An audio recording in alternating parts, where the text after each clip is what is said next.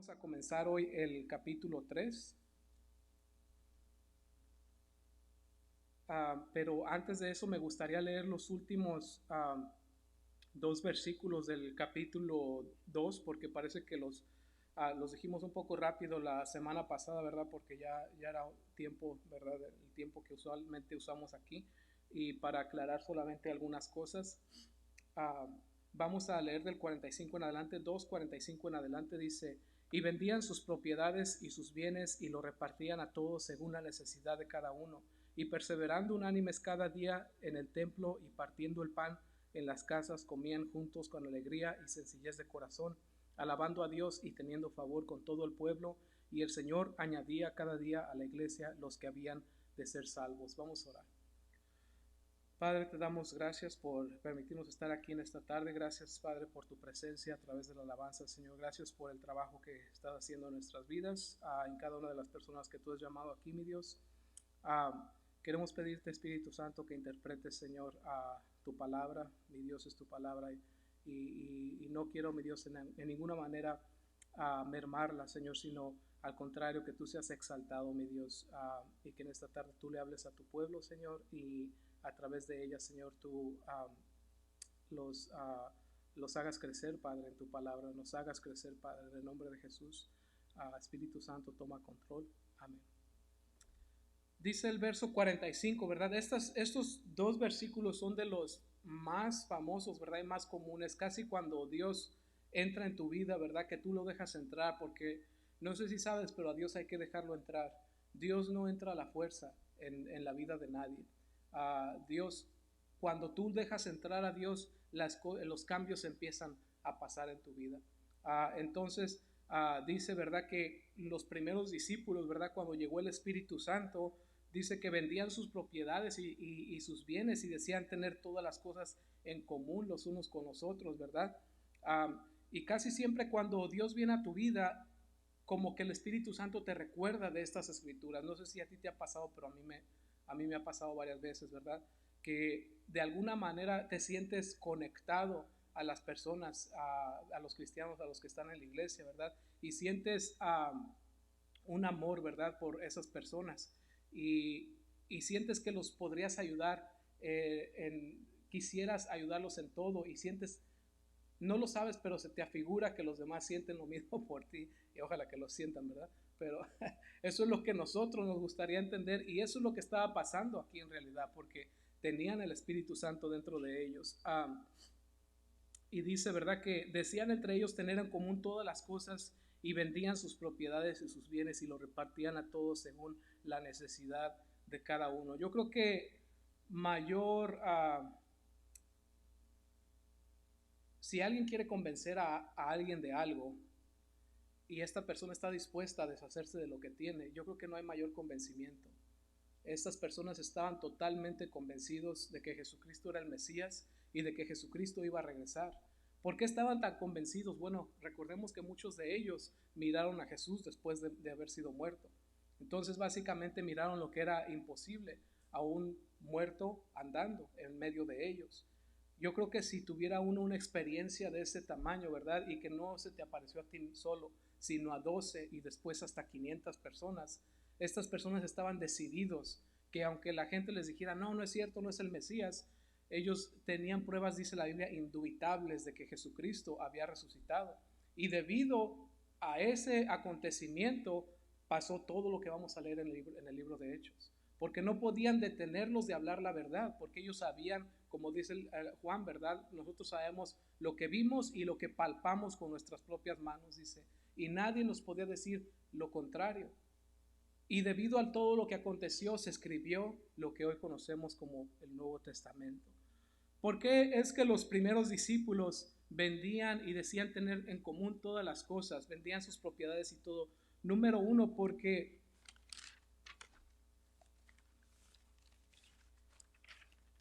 estaban esperando a Jesucristo cualquier día.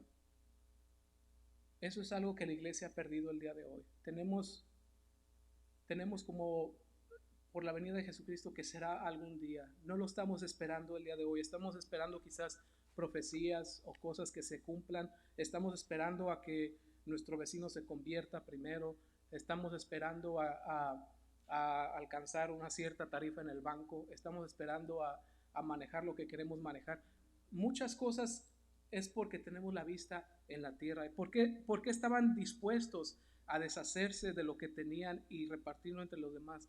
Porque habían aprendido a vivir sus vidas con una mente espiritual, con una vista espiritual. Jesucristo se les estuvo apareciendo por 40 días y en esos días, ¿verdad? Les dijo, quédense juntos porque dentro de no muchos días van a ser investidos de poder y van a ser bautizados en el Espíritu Santo. Entonces estas personas que fueron bautizados esperaban al Mesías cualquier día y no le miraban fin, no le miraban motivo el tratar de avariciar al mundo y tratar de hacer todo lo más que podían. Sus prioridades estaban muy cambiadas, que como el día de hoy la iglesia tenemos nuestras prioridades. Sus prioridades estaban en agradar al Señor, estaban en esperar al Señor, estaban en la oración, porque se reunían, dice, y todos los días sí se estaban, repartían el pan, se refiere en verdad a la institución de la cena del Señor. Eso fue una de las instituciones que el Señor nos dejó, que partamos pan los unos con los otros y que lo hagamos en memoria de Jesucristo. Dice, ¿hasta cuándo paremos de hacer eso? Dice el libro de 1 Corintios, hasta que Él venga. Entonces ese es un encargo que el Señor nos dejó, que nos juntamos y partamos pan juntos en memoria de Él hasta el día que Él venga. Es por eso que es necesario, ¿verdad? Cada cuarto viernes hemos estado teniendo la oración. Eso es algo que tenemos que estar haciendo continuamente. No solamente ¿verdad? El tomar la cena como un ritual, sino, ¿verdad? Hacerlo de corazón, hacerlo porque es lo que creemos, porque nuestra vida, ¿verdad? Depende del Evangelio. El Señor es nuestra dirección. Si la palabra de Dios no gobierna su vida, quizás usted no es creyente. Uno se da cuenta cuando la palabra de Dios empieza a gobernar la vida de uno. ¿Qué es un gobierno? Es algo que gobierna, que manda, que te da una dirección. Estás sujeto a eso. Y cuando el Espíritu Santo vive dentro de ti, tú estás bajo ese gobierno.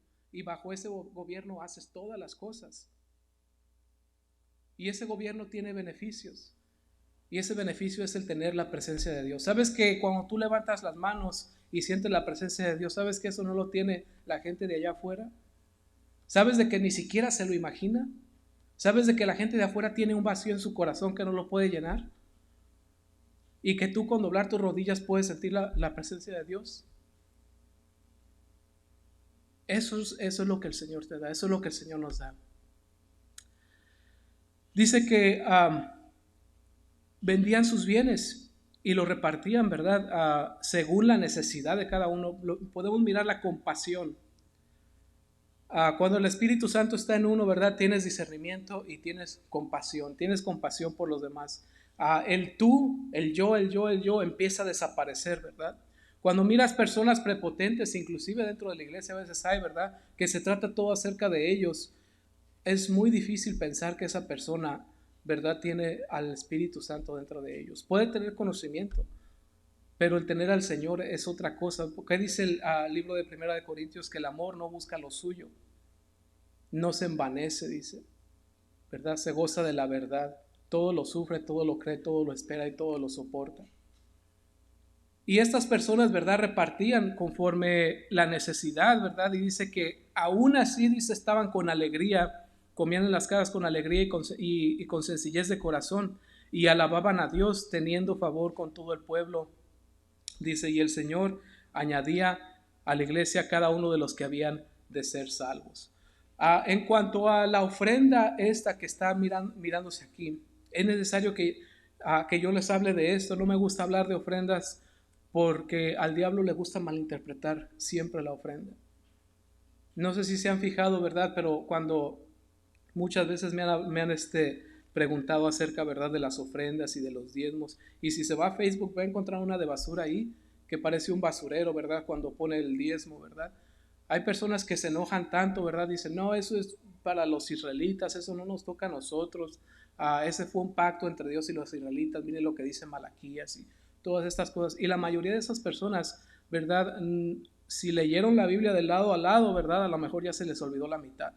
Porque El diezmo, ¿verdad? El diezmo no es para todos. Le voy a decir para quién es. ¿Saben para quién es el diezmo? Para el que lo quiere ofrecer de corazón. Si no lo puede usted ofrecer de corazón, no lo ofrezca. Dios no lo necesita. Dios solamente quiere la ofrenda de corazón. Esa es la única ofrenda que vale, la que es de corazón. No sé si se ha fijado, ¿verdad? Hay personas que dicen, no, primeramente, ¿verdad? Sabemos que el diezmo no era de los israelitas exclusivo, porque el diezmo está registrado en el libro de Génesis antes de que la nación de Israel fuera creada. Antes de que diera la ley a Moisés, Abraham llevó los diezmos, ¿verdad? A Melquisedec. Y podemos mirar a Jacob, ¿verdad? De igual manera haciendo un pacto con Dios antes de que la nación de Israel existiera, antes de que Dios le diera la ley a Moisés. Y esas personas que se enojan tanto, ¿verdad? Y que dicen que es del Antiguo Testamento y que en ningún lado en el Nuevo Testamento pueden mirar esto. Si no les gustan esas escrituras, ¿verdad? Del Antiguo Testamento, me imagino que menos les gustan estas, ¿verdad? 45, donde dice que vendían sus propiedades y sus bienes. Me imagino que esa la han de aborrecer, ¿verdad? Pero si se fijan, no hablan de eso. Lo que pasa es que tienen un corazón endurecido. No tienen no tienen la mirada como estas personas en las cosas de Dios. No están interesados en que Dios abarque su ministerio, ¿verdad? ¿Qué dice la Escritura acerca de eso? Dice que los ancianos, ¿verdad?, ayudan a la iglesia en cosas espirituales. Dice, así también ustedes ayuden a la iglesia en cosas materiales. Eso es lo que dice la Escritura. ¿Y qué es lo que dice el apóstol, el Espíritu Santo a través de Pablo? Dice que cada primer día de la semana, o sea, los domingos, ¿verdad? Dice, cada quien ponga algo aparte según Dios le haya prosperado, dice. Y eso es verdad, eso era para que la iglesia se expandiera, para que el día que haya necesidad, ¿verdad?, hubiera. Y el día de hoy, ¿verdad? Vamos a suponer, la cultura ha cambiado bastante. Antes se reunían en las casas, ahora tenemos edificios, ¿verdad? Gracias a Dios por este edificio que nos ha proveído donde podamos escuchar la palabra de Dios. Y todo aquel que ofrenda, ¿verdad?, en este edificio, creo que es bueno que usted sepa que un 10% de lo que usted ofrenda aquí se va para los misioneros y para las diferentes necesidades, ¿verdad? Y si usted un día tiene necesidad, ¿verdad?, también hable conmigo, yo puedo hablar con el pastor y con los ancianos para suplir esas necesidades. Ese es el propósito. Se maneja un poco diferente, pero ese es el propósito. Así es de que cuando alguien le diga, ¿verdad?, que eso es del Antiguo Testamento, el diezmo, ¿verdad?, precede el Antiguo Testamento, y el diezmo no es para la gente que no cree en él. Inclusive dice, ¿verdad?, el libro de Romanos, que todo aquel que hace algo fuera de fe le es pecado. Entonces, si alguien ofrenda un diezmo y no lo hace con fe, está pecando. Es al revés.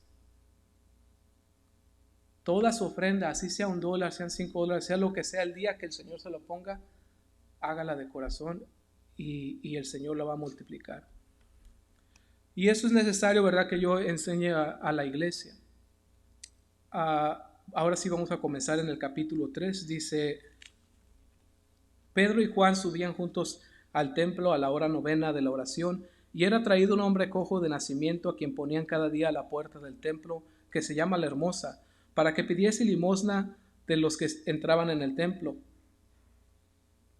Cuando vio a Pedro y a Juan que iban a entrar en el templo, les rogaba que le diesen limosna. Pedro, con Juan fijando en él los ojos, le dijo, míranos. Entonces él les estuvo atento, esperando recibir de ellos algo. Mas Pedro le dijo, no tengo plata ni oro, pero lo que tengo te doy. En el nombre de Jesucristo de Nazaret, levántate y anda.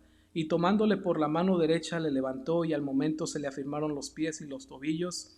Y saltando se puso en pie y anduvo y entró con ellos en el templo, y andando, saltando y saltando y alabando a Dios. Y todo el pueblo le vio andar y alabar a Dios, y le reconocían que era el que se sentaba a pedir limosna a la puerta del templo, La Hermosa, y se llenaron de asombro y espanto por lo que había sucedido. Este es un milagro, ¿verdad? El primer milagro registrado en el libro de Hechos, no por mano de Jesucristo, sino por mano de los apóstoles.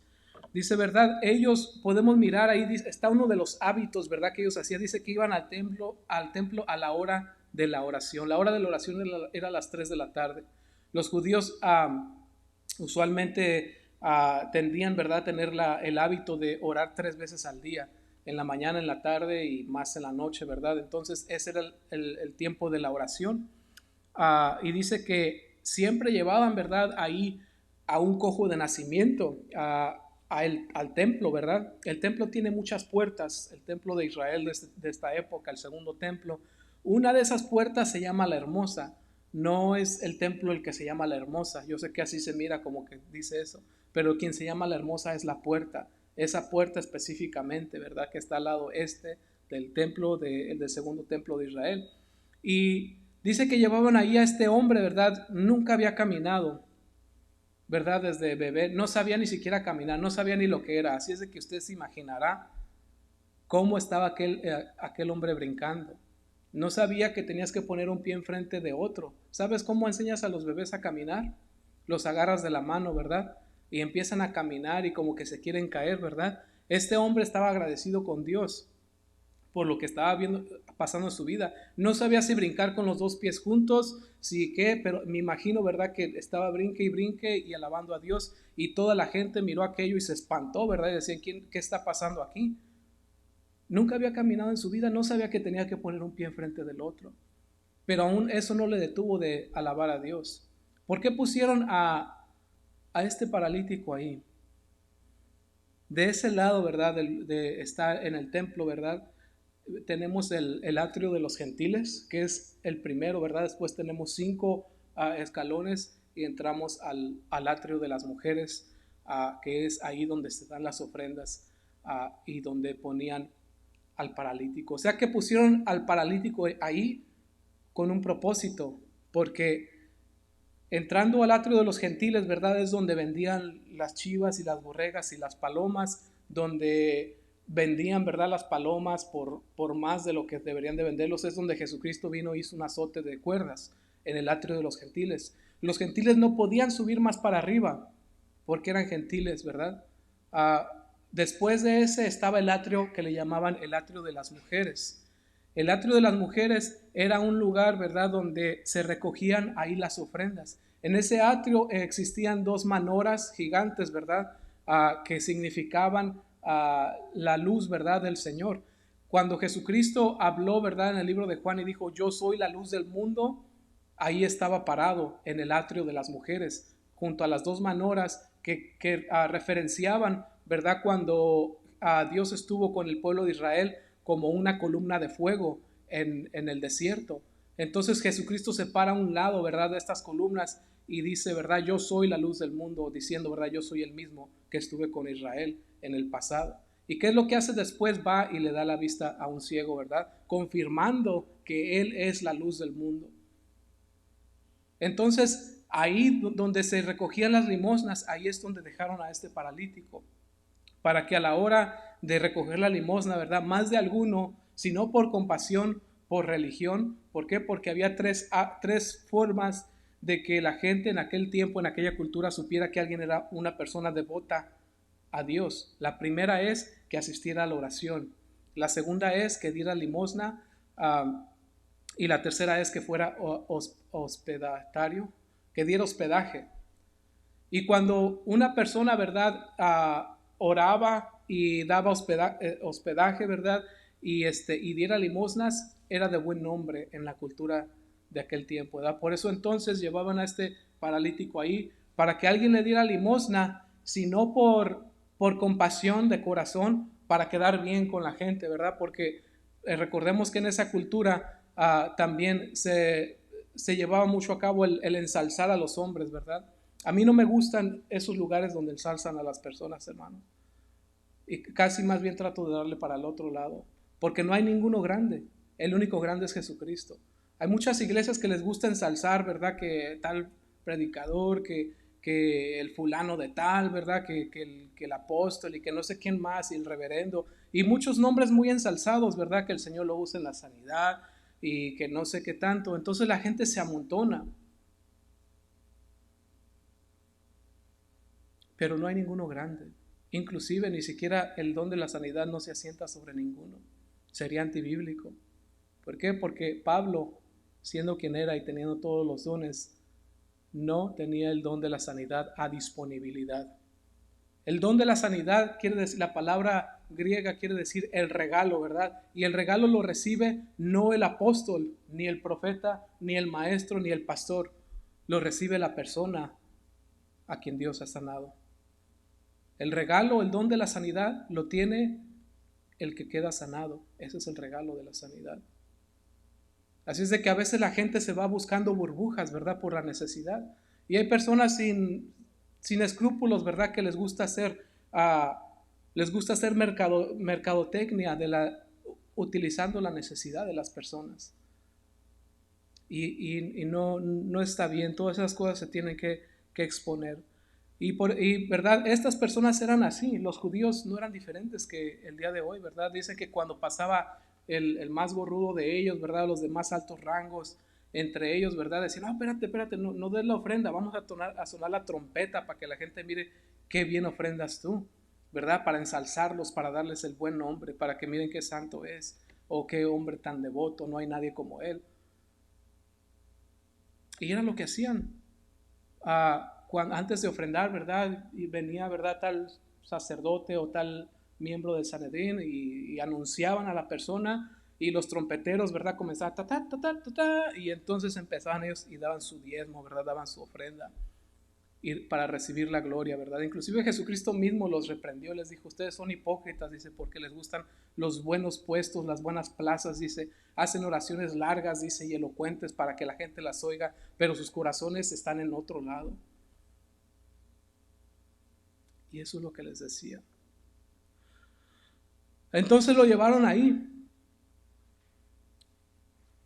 Y iban Pedro y Juan, ¿verdad? Juntos. No sé si usted se ha fijado, pero a través de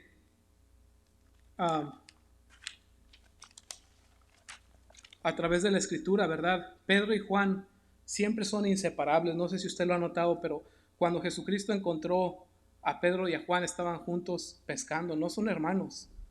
Hay quienes dicen que tenían su negocio junto, ¿verdad? Que eran pescadores y tenían su negocio junto. Después los puede mirar en la transfiguración también. Ellos estuvieron en la transfiguración de Cristo. ¿Dónde más los mira juntos? Al preparar la Pascua, Jesús les dice a Pedro y a Juan, vayan y preparen el cordero. ¿Dónde más? En la cena del Señor, en la última cena, Pedro le hace señas a Juan y le dice, hey, ¿quién es el que lo va a entregar? También en el arresto de Jesús, Juan ya estaba dentro del palacio de Caifás y Pedro estaba afuera y Juan le dice a uno de los sirvientes, ¿verdad? Hey, deja entrar a Pedro, y lo deja entrar solamente para que después se saliera, ¿verdad? Al negar al Señor, pero estaban ahí nuevamente juntos. ¿Dónde más los mira juntos? Cuando Jesucristo resucitó, los puede mirar también corriendo juntos cuando le dicen las mujeres, nuestro Señor no está ahí, vengan a mirar, y dice que los dos salían corriendo, ¿verdad? Y dice Juan, y yo corría más recio que él. No sé por qué puso eso, pero corría más recio que Pedro, Juan, pero ahí iban los dos nuevamente. Dice, también cuando Jesucristo se les aparece después de la resurrección, le dice a Pedro, le dice, ¿verdad? Cuando estés más grande vas a estirar tus manos, dice, y otros te ceñirán. Y dice que habló de eso, de la muerte que iba a pasar, ¿verdad? Porque él fue amarrado a una cruz, ¿verdad? Y fue puesto boca abajo. A eso se refería, que iba a estrechar sus manos. Y luego Pedro le dice, ¿y qué de este? Preguntando de Juan, ¿verdad? O sea que eran inseparables. Y le dice el Señor, a ti que no te interese lo que yo hago con él, si yo quiero que él quede hasta que yo venga, a ti que le dice, ¿verdad? En otras palabras, no son tus negocios esos. Nuevamente miramos ahí que estaban juntos. Y ahora nuevamente los vemos después de la venida del Espíritu Santo, los dos juntos yendo a orar. Entonces, esto fue algo que, no sé, una amistad, ¿verdad? Que había entre ellos bastante buena, no sé, fuerte, y están ellos ahí nuevamente y van, ¿verdad? Ellos van con su propósito, van a la oración, ¿verdad? Y encuentran a este paralítico, a este cojo, ¿verdad? Que no puede caminar. Me imagino que muchas veces ya habían caminado por ahí. el Señor mismo, cuando dijo que Él era la luz del mundo, a lo mejor había caminado por ahí, pero no era su día. Y Dios sabe cuándo es el día, porque al mirar la gente esta confirmación de la predicación de Pedro, y Pedro levantar a esta persona, ¿verdad? Estaba confirmando que las palabras de Pedro eran verdaderas, que Jesucristo era el Mesías. Así es de que a veces hay cosas buenas que se pueden hacer, pero a veces por una forma o por otra Dios sabe el tiempo. Y ellos, ¿verdad? Se detuvieron, dice Pedro que se detuvo, ¿verdad? Hay que tener en cuenta siempre, como iglesia del Señor, ¿verdad? A veces nos entareramos tanto, tenemos tantas tareas que a veces no atendemos, ¿verdad? Lo que el Señor nos puso a atender, que es las personas, ¿verdad? No, bien pudieron ellos haber pasado, ¿verdad? Y creer que el cojo era una distracción. Y como ellos iban a orar, ¿verdad? Hubieran dicho, pues es más importante la oración. Pero a veces Dios pone personas, ¿verdad? A nuestro alrededor a las que tenemos que ministrar. Y no solamente los que somos ministros del Señor, sino cualquier persona para ayudar a esas personas. Ahora tenemos que ayudar a todas las personas. Tenemos que tener discernimiento de no ayudar a personas que van a estar utilizando el mal, que viene siendo ayudarles a que permanezcan en un mal, ¿verdad? Hay que tener discernimiento qué personas. Y dice que Pedro, ¿verdad? Fijando los ojos en él, le dijo, míranos. Entonces él estuvo atento, dice estaba esperando recibir algo de ellos. Mas Pedro le dijo, no tengo plata ni oro, pero lo que tengo te doy. En el nombre de Jesucristo de Nazaret, levántate y anda. Y tomándole por la mano derecha le levantó, y al momento se le afirmaron los pies y tobillos, y saltando se puso en pie y anduvo, y entró con ellos en el templo, andando y saltando y alabando a Dios. Pedro sabía lo que tenía. Pedro estaba seguro, sabía en quién había creído. Y cuando va, ¿verdad? Y ellos, me imagino que no traían nada, ¿verdad? Pero fueron movidos a compasión. Nuevamente miramos la compasión ahí. La compasión que miramos en el capítulo 2, cuando todo lo ponían, ¿verdad? Al pie de la iglesia. Miramos la compasión nuevamente. La compasión de Jesucristo en Pedro y en Juan. ¿Y qué es lo que le dice Pedro? Te quisiera ayudar, pero te voy a ayudar con lo que sí tengo. Y lo que sí tenía era el Señor Jesucristo. Lo que sí tenía era la autoridad del Señor Jesucristo. ¿Para qué? Para sanar las enfermedades, para levantar a los paralíticos. Eso era lo que él tenía. ¿Y qué es lo que nosotros tenemos? A veces tenemos por menos lo que nosotros tenemos. ¿Y qué es lo que nosotros tenemos? La salvación. A veces tenemos miedo de ir con las personas y de hablarles del Señor Jesucristo, porque pensamos que no sabemos lo suficiente o que nos vamos a equivocar. Pero una promesa, ¿verdad? Y una descripción está en el libro de Romanos, el capítulo 8, verso 20, dice que Dios sujetó a toda la creación en futilidad o en vanidad. Dice, ¿para qué? Para de esa misma manera sujetarla en la esperanza de Jesucristo. ¿Qué quiere decir eso? Que las personas nunca van a ser felices allá afuera. ¿Por qué? Porque está sujeta a la esperanza. Quiere decir que toda la gente tiene un vacío en su corazón cuando no tiene al Señor. Toda la gente tiene esa necesidad de Dios y a veces no se da cuenta. Y tú sabes lo que tienes. Pedro sabía lo que tenía y sabía lo que podía ofrecer.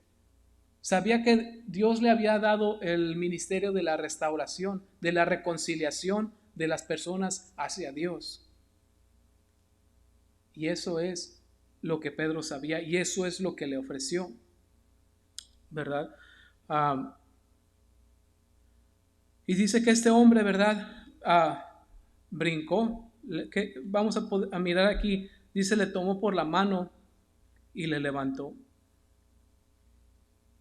Es necesario, ¿verdad? No solamente cuando podemos ayudar de una forma, no solamente de palabras, hay que tratar de hacerlo de hecho cuando es necesario. Dice, y todo el pueblo le vio andar y alabar a Dios, y le reconocían que era el que se sentaba a pedir limosna a la puerta del templo, a la hermosa, y se llenaron de asombro y espanto por lo que había sucedido.